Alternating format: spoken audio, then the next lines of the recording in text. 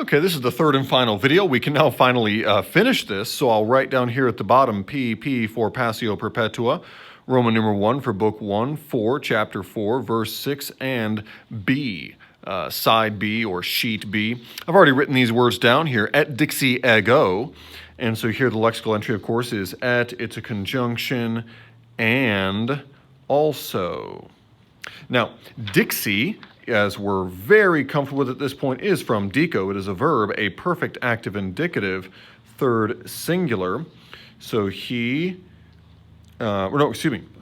third singular. What was I just doing right there? I do apologize. That is a first singular. There we go. A first singular. Dixi is itself the third principal part. So that is I have said or spoken. And then it says ego right beneath it, so that is I again. So this, ladies, will always be intensive. In other words, the only reason ego is there is to intensify or stress the I, which is already in dixi. So that is a nominative singular. It's more like I, even I, or I myself said, I spoke myself. And then non comes from non, which is an adverb, and it means no or not. In this sense, the most powerful adverb, right? Because it completely flips the meaning, flips the tables, it changes it entirely. Oh, excuse me, it's not from may, it's from ego. May is from ego, a pronoun, an accusative singular. Now, it could be ablative, but I can already see this one's going to be accusative because look at nocebit.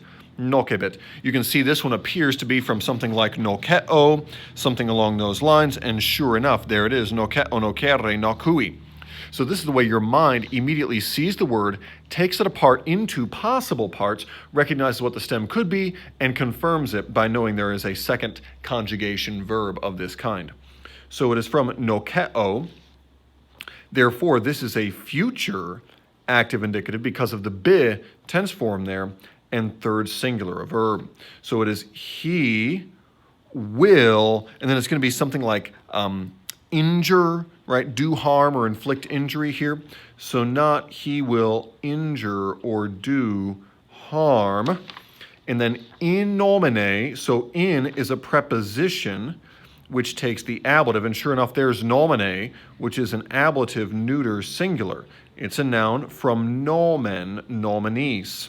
So in the name, and then we get Iesu Christi.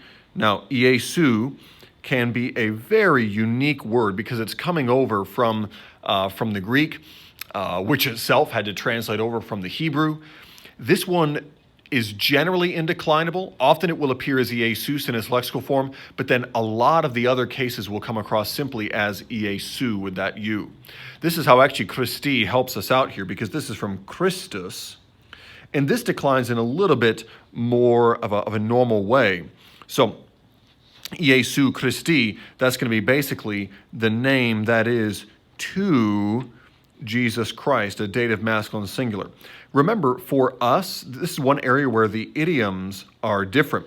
The idiom of Latin is the name that is to Jesus Christ, or the mother to Jesus Christ, or something like that. For us, we would say of Jesus Christ, the mother of Jesus Christ, the name of Jesus Christ, anything like that. Excuse me, I'm starting to write the wrong thing.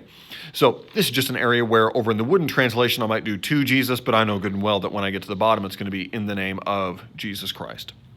So there is the conclusion of our parsing and rough translating. Don't forget that you need to attempt a smooth translation, but it's going to be relatively straightforward as we've done these things carefully, right? And he has come to the head of the ladder and turned himself and said to me, Perpetua, I sustain you, but see that that dragon does not eat you. And I have said myself, not he will injure me in the name of Jesus Christ. That is a smooth way to bring across that verse. All right, ladies, thanks so much for watching. We'll see you tomorrow.